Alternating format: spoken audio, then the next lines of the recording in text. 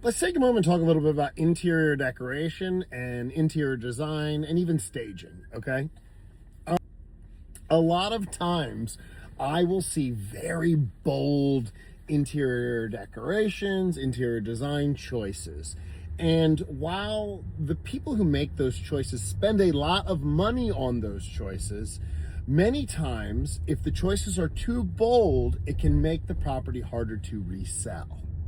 Okay. When you're making interior design choices or interior decoration choices, you want to make a choice that is easy to resell. The reality is that in real estate sales, we hear this all the time. I'm not leaving this home unless it's in a pine box. Ew.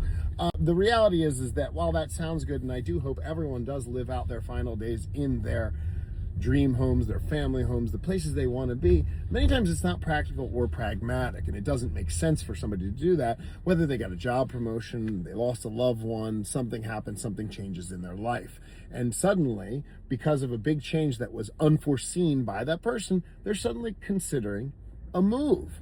Well, look at here. If you've, decorated your home in a very bold and bombastic way, it can shrink the buyer pool. And a buyer pool is ultimately going to be effectively your demand on a property. I mean, ideally, you put the house on the market for one day and you have 10 offers. Well, if your home is, decorated like a discotheque from 1970s Athens, Greece, you're going to have a smaller buyer pool than, say, in Annapolis if you've gone with a contemporary, modern, maritime feel.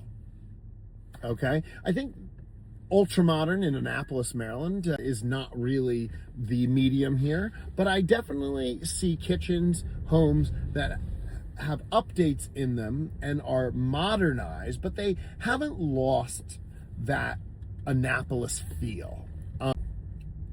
And I think that's very important when considering the choices and the taste that is made. I think if you're working with any good interior designer or you're working with any good interior decorator, you want somebody who's going to put the guardrails up. They're going to let you make choices. They have excellent communication with you, okay? But they make sure that you don't go completely rogue, I remember talking to a realtor one time and he said they put $1 million into the place. I'm like, they may as well have burned the money in the living room, because that's how resellable this is. It all needs to be ripped out.